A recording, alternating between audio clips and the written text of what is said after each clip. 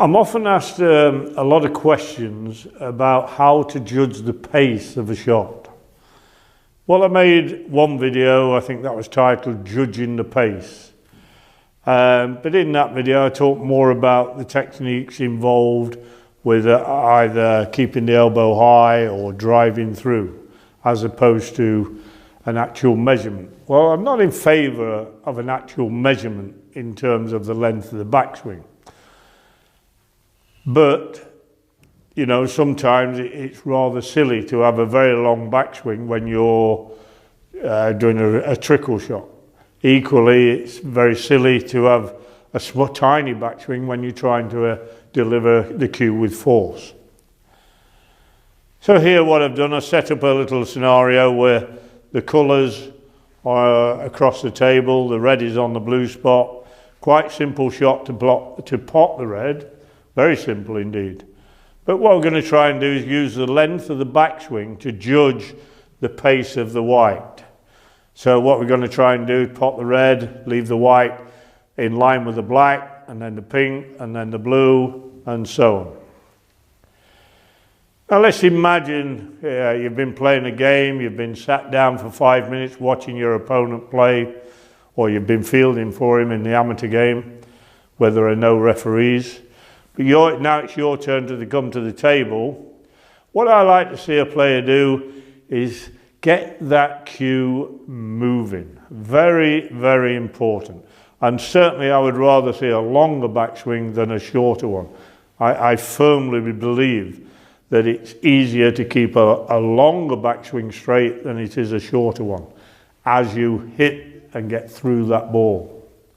Having said that, that does not mean that you can't be too long. Of course you can. But you come into that table after not playing a shot for a few minutes.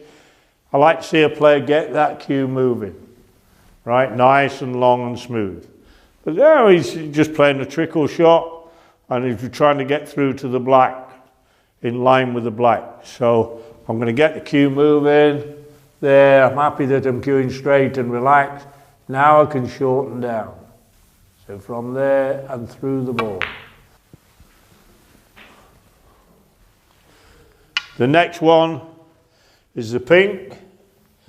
Now, there's very little difference between the pink and the black. So really there's very little difference between the length of the swing. So here again, just shorten down, keep the cue nice and level, and through to the pink ball. The next one is the blue. And this one, obviously, we're not travelling very far at all with the cue ball after it's hit the red. So we could shorten the swing down on the backswing.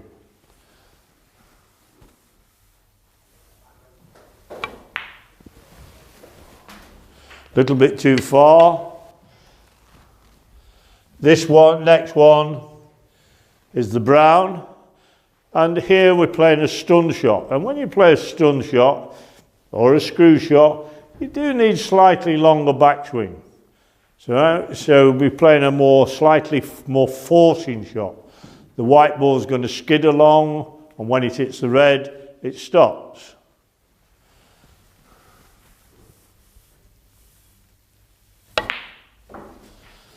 The next one is a slight screw shot.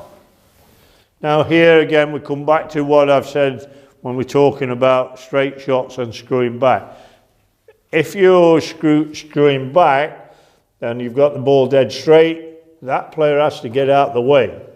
Now I don't advocate that for beginners.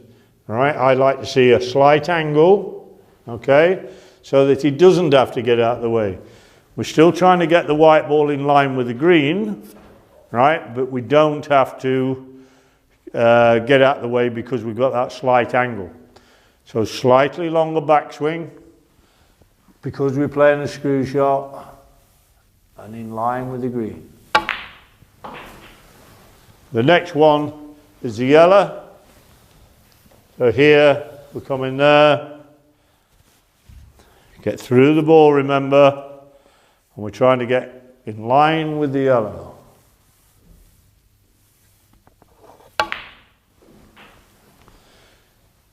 And there we are in line with the yellow. And please don't ignore these little practices. They may look simple, they're not. But they're very, very important. Not only for the beginner, they're important for the good player. If your intention is to get that cue ball position there, and it actually ends up there, that means that you're slightly out of position and your next shot is slightly trickier. Not only in terms of the pot, but in terms of your position for the very next shot. Right? And eventually what happens is the positional element tends to snowball. You're an inch out here, the next shot you're 2 inches out. The next shot you're half a dozen inches out. This is how it works. Eventually you end up, you either miss or you have to play safe. Okay? So please don't ignore little practices like that. Very, very important. Good luck with that practice.